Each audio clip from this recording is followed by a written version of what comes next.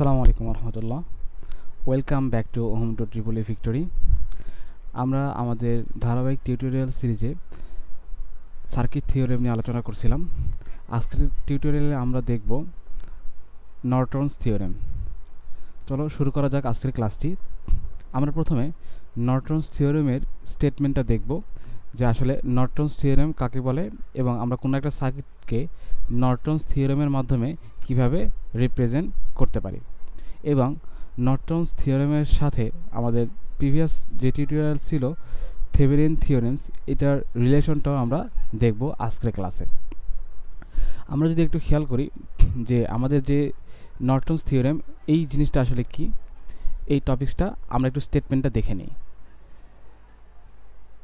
নর্টনস থিওরেমের স্টেটমেন্টে বলছে যে দুটি টার্মিনাল বিশিষ্ট যে কোনো অ্যাক্টিভ লিনিয়ার নেটওয়ার্ক। তো অ্যাক্টিভ লিনিয়ার নেটওয়ার্ক আমরা গত ক্লাসেও আলোচনা করছিলাম।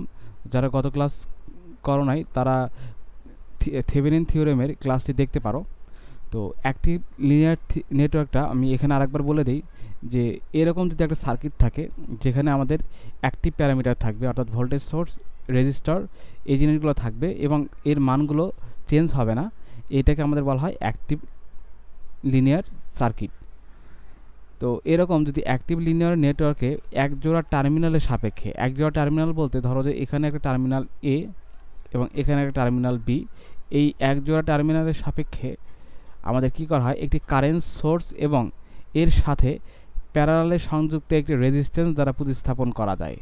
তাহলে এটাকে যদি আমি একটু সিম্পলিফাই করে বলি যে এই যদি একটা এরকম সার্কিট থাকে, তো এই সার্কিটের সাপেক্ষে এই শাখাতে কী পরিমাণ কারেন্ট যাচ্ছে, এই কারেন্টকে যদি আমরা কারেন্ট সোর্স দ্বারা রিপ্রেজেন্ট করি এবং এই শাখার সাপেক্ষে যদি আমরা একটা এই কারেন্ট সোর্সের আড়াআড়িতে একটা রেজিস্ট্যান্স দ্বারা রিপ্রেজেন্ট করি, তাহলে এটাকে বলা হবে নর্টনস সার্কিট। আরেকটা জিনিস হচ্ছে কি, আমাদের কারেন্টের ডিরেকশন যদি নিচের দিকে হয় তাহলে আমরা এখানে দিব হচ্ছে উপরের দিকে, কারণ এই কারেন্টটাই তো উপর থেকে গিয়ে নিচের দিকে আসবে, ঠিক আছে। আবার যদি কারেন্টের ডিরেকশন নিচ থেকে উপরের দিকে হয় তাহলে আমরা কারেন্ট ডিরেকশনটা অপোজিট দিকে দিব। এখানে আমরা ধরে নিচ্ছি যে কারেন্ট ডিরেকশন যেটা সেটা হচ্ছে নিচের দিকে আছে, এজন্য আমরা এটাকে দিচ্ছি ওপরের দিকে। এবং এই সার্কিটের সাপেক্ষে আমাদের মোট রেজিস্ট্যান্স যেটা, সেটাকে আমরা বলতেছি নর্টন রেজিস্ট্যান্স, ঠিক আছে। এখন বলছে যে কারেন্ট সোর্সের কারেন্ট হলো টার্মিনাল দুটি বা এদের মধ্যবর্তী যে লোড থাকবে, এটা শর্ট সার্কিট অবস্থায় এর মধ্যে দিয়ে প্রবাহিত কারেন্ট। অর্থাৎ কখনো যদি এখানে কোনো লোড থাকে তাহলে যেটা আমরা থেভেনিনে এখানে কোনো লোড থাকলে সেটাকে আমরা আরএল ধরছিলাম, ওই রকম আরএল ধরবো। আর এই অবস্থায় এইটাকে আমরা যদি শর্ট করে দিই, এই অবস্থায় শর্ট সার্কিটের মধ্যে যে পরিমাণ কারেন্টটা পাবো সেটাকে আমাদের বলা হচ্ছে নর্টন কারেন্ট। এবং প্যারালাল রেজিস্ট্যান্স হলো ওপেন টার্মিনাল দ্বয়ের সাপেক্ষে সার্কিটের মোট রেজিস্ট্যান্স। অর্থাৎ আমরা এই রেজিস্ট্যান্সটা কোথায় পাবো, যখন এই প্রান্তটা আমরা কি করে দিব, একদম ওপেন করে দিব, ঠিক আছে। অর্থাৎ এই যে শর্ট পথটা এটা যখন আমরা ওপেন করে দিব, সার্কিটটা যদি এরকম হয়,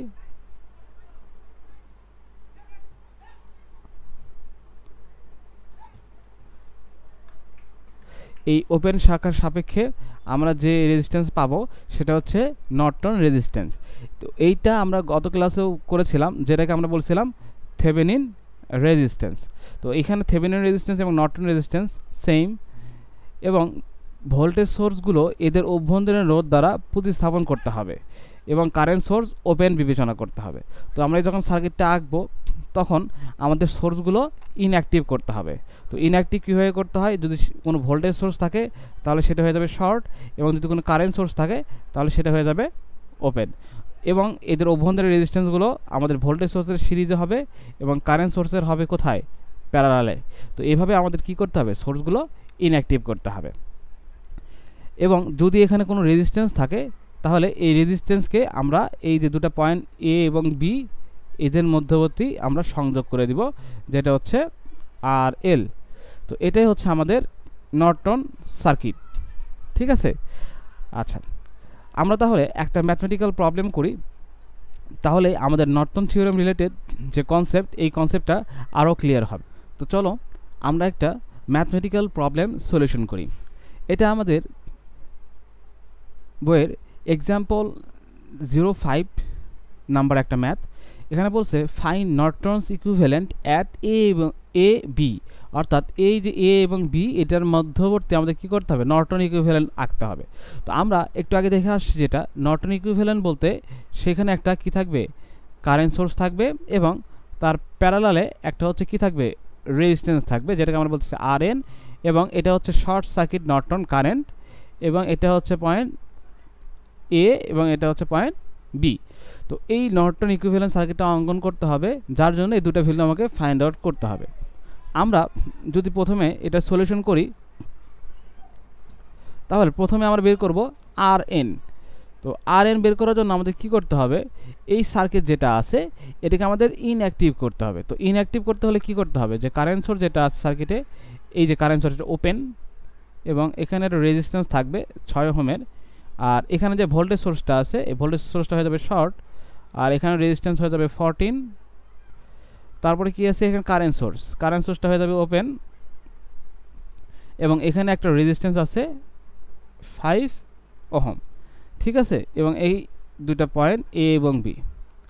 তো আমরা যদি এটা সাপেক্ষে আর এনটা ফাইন্ড আউট করি, তাহলে কি করব, যে এই 14 এবং 6 কি একদম সিরিজে, কারণ কি এটা ওপেন হলে কি এটা কোনো কানেকশন থাকবে না, তাহলে আমাদের 14 প্লাস 6 এটা হচ্ছে সিরিজে, এটার সাথে আছে কত, প্যারালালে হচ্ছে 5, ঠিক আছে।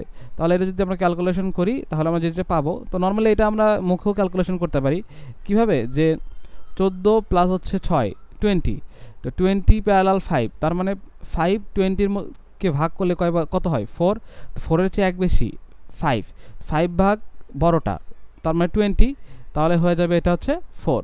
তাহলে আমরা যদি ক্যালকুলেশন করে দেখাই সেটা হচ্ছে 14 প্লাস 6 প্যারালাল প্লাস 5 প্যারালাল হোল প্যারালাল হয়ে যাচ্ছে কত, 4 ওহম, ঠিক আছে। তাহলে এটা আমাদের কি আর এন এর ভ্যালু কত পাইছি, 4 ওহম। ওকে, ডান। এখন আমাদের কাজ হচ্ছে এইটাকে শর্ট করতে হবে, সার্কিটটাকে কী করতে হবে, এই যে সার্কিটটাকে শর্ট করে দিতে হবে। এই যে দুটো পয়েন্ট বলছে এই দুটো পয়েন্টকে কী করে দিতে হবে, শর্ট করে দিতে হবে। তো শর্ট করা অবস্থায় এই শাখার মধ্যে দিয়ে কী পরিমাণ কারেন্ট যাচ্ছে, এই কারেন্টটা আমাদের ফাইন্ড আউট করতে হবে। তো এই কারেন্টটা বের করার জন্য আমরা বিভিন্ন প্রসেসে অ্যাপ্লাই করতে পারি, অর্থাৎ আমরা ম্যাশ অ্যানালাইসিস ইউজ করতে পারি, তারপরে হচ্ছে যে আমাদের নোডাল অ্যানালাইসিস ইউজ করতে পারি, এবং আমরা সুপারপজিশন থিওরেমও অ্যাপ্লাই করতে পারি, ঠিক আছে। তো আমি এখানে এই ম্যাথটা সুপারপজিশন থিওরেম দ্বারা করব, কারণ একাধিক সোর্স থাকলে আমরা 3টা মেথডই দেখেছিলাম, তো আমরা এখানে এটা সুপারপজিশন থিওরেম দ্বারা দেখব।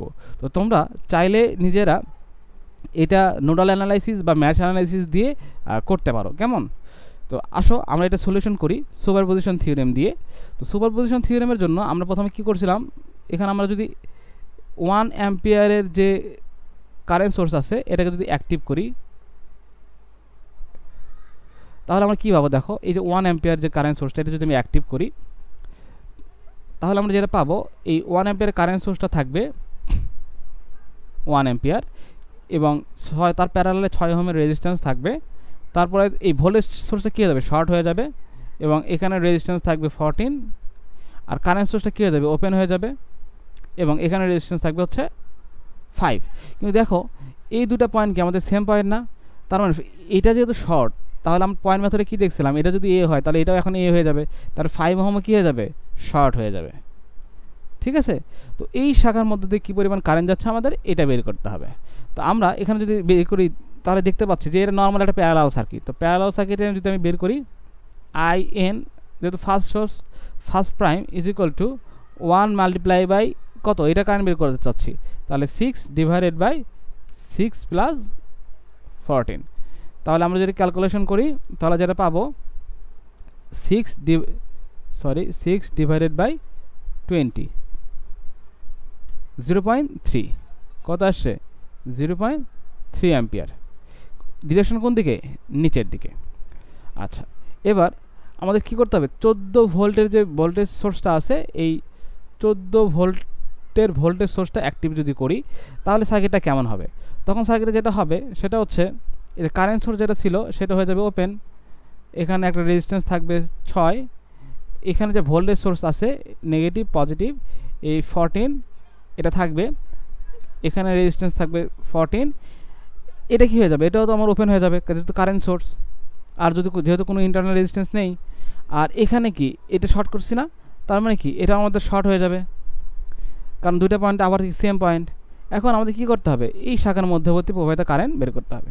আমরা যদি খেয়াল করি যে সার্কিটটা কি এখন একদম একটা সিরিজ সার্কিট হয়ে গেছে, তাহলে আমি যদি এখানকার IN ডাবল প্রাইম যেটা এটা যদি বের করি তাহলে আমরা যেটা করব সেটা হচ্ছে মোট ভোল্টেজ 14 আর রেজিস্ট্যান্স হচ্ছে 6 প্লাস 14 ডিভাইডেড বাই 6 প্লাস 14 0.7, ঠিক আছে। কত আসছে এটা 0.7 অ্যাম্পিয়ার। এর ডিরেকশন কোন দিকে, নিচের দিকে, কারণ কারেন্টটা কি এদিক থেকে ঢুকে এদিকে আসছে, রাইট। এবার আমরা যদি এই যে 3 অ্যাম্পিয়ার যে কারেন্ট সোর্স আছে 3 অ্যাম্পিয়ার কারেন্ট সোর্স এটাকে যদি আমি অ্যাক্টিভ করি তাহলে আমরা কি পাবো, তাহলে আমরা যেটা পাবো সেটা হচ্ছে এইখানে এটা হচ্ছে ওপেন, এরপর এখানে থাকবে 6, এরপরে এই ভোল্টেজ সোর্সটা হয়ে যাবে শর্ট, এখানে থাকবে 14 এবং এখানে যে কারেন্ট সোর্সটা থাকবে সেটা এখন থাকবেই 3 অ্যাম্পিয়ার এবং এখানে যে 5 ওহমের রেজিস্ট্যান্স ছিল এখন কি এটা এই শর্ট পয়েন্টে যেহেতু আমরা কারেন্ট বের করবো তাহলে কি এটাও শর্ট হয়ে যাবে, তাহলে কি 5 অ্যাম্পিয়ার কারেন্ট 5 ওহমের যে রেজিস্ট্যান্স সেটাও কি আমাদের থাকবে না। এখন আমরা যদি দেখি কারেন্টটা এসে এদিকে আসছে, এখন কারেন্টটা এখন এদিকে যেতে পারবে এদিকে যেতে পারবে, তো কারেন্ট এখন এখানে এসে দেখছে যে এখানে একদম পুরো শর্ট পথ, অর্থাৎ এখানে কোনো বাধাই নেই, তাহলে কারেন্টটা কী করবে যে এদিকে কোনো কারেন্ট যাবে না, সব কারেন্টটা কি এদিক দিয়ে চলে যাবে। তাহলে আমরা বলতে পারি যখন 3 অ্যাম্পিয়ার অ্যাক্টিভ তখন IN ট্রিপল প্রাইম যেটা এটা হবে হচ্ছে 3 অ্যাম্পিয়ার, কিন্তু ডিরেকশন কোন দিকে, উপরের দিকে। ওকে, এখন আমরা কী করে দেখছিলাম আগে যে আমাদের এখন IN যদি বের করতে হয় সুপারপজিশনের নিয়ম কী ছিল, সুপারপজিশনের নিয়ম ছিল হচ্ছে আমাদের যতগুলো কারেন্ট আছে ডিরেকশন অনুযায়ী যোগ করতে হবে। তাহলে আমরা যদি দেখি যে আমাদের ডিরেকশন কি এদিকে ধরেছি, তার মানে এই কারেন্টটা এসে এখন এদিকে হবে, এই দিক দিয়ে ঘুরে অপোজিট ডিরেকশন হবে, তাহলে কি এটা আমাদের পজিটিভ ডিরেকশন।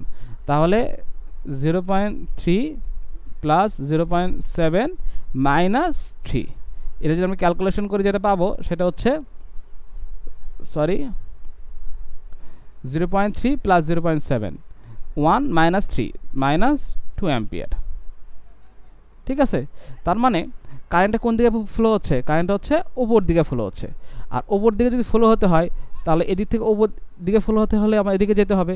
তার মানে আমাদের যে সার্কিটটা হবে সেটা হচ্ছে একদম রিজাল্টেন্ট যে সার্কিটটা হবে তার ডিরেকশন হবে এদিকে, যেটা কিনা 2 অ্যাম্পিয়ার, এটা হচ্ছে আমাদের IN, আর এখানের যে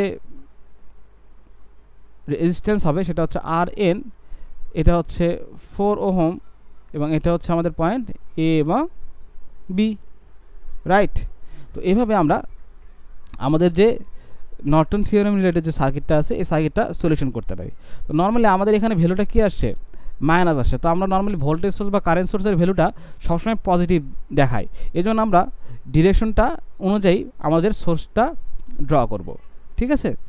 তো এভাবে আমরা আমাদের নর্টন রিলেটেড যে সার্কিটগুলো আছে এগুলো সলিউশন করতে পারবো। তো তোমরা চাইলে এই ম্যাথটা ম্যাশ অ্যানালাইসিস বা নোডাল অ্যানালাইসিস দিয়েও করতে পারো, কিন্তু সেক্ষেত্রে একটু লিঙ্ক দেওয়া হবে, ঠিক আছে। তো তোমরা এটা তোমাদের হোমওয়ার্ক, তোমরা নিজেরাও এই ম্যাথটা চেষ্টা করবে অন্য থিওরেম দিয়ে, কিন্তু সব ক্ষেত্রে যে ভ্যালুগুলো আসছে আমাদের এই ভ্যালুগুলো সেম আসবে। তো চলো এখন আমরা একটা রিলেশন দেখি, ঠিক আছে।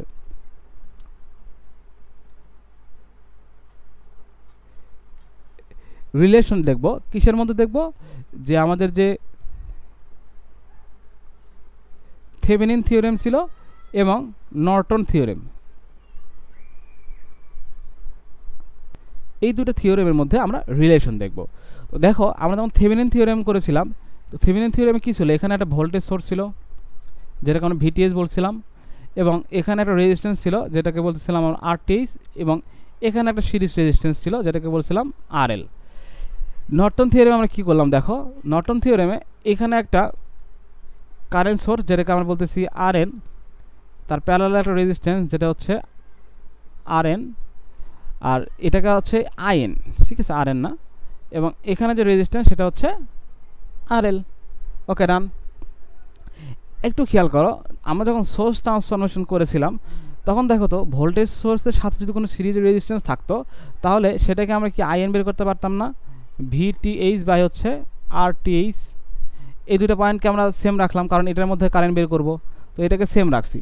তাহলে অপর যে দুটো আছে এটাকে আমরা কনভার্ট করতে পারি।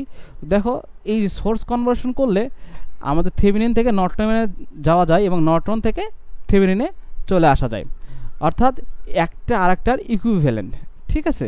তো এটাই হচ্ছে আমাদের থেভেনিন এবং নর্টনের মধ্যে রিলেশনশিপ। তো আশা করছি আজকের ক্লাসটা সবাই খুব ভালোভাবে বুঝতে পেরেছো।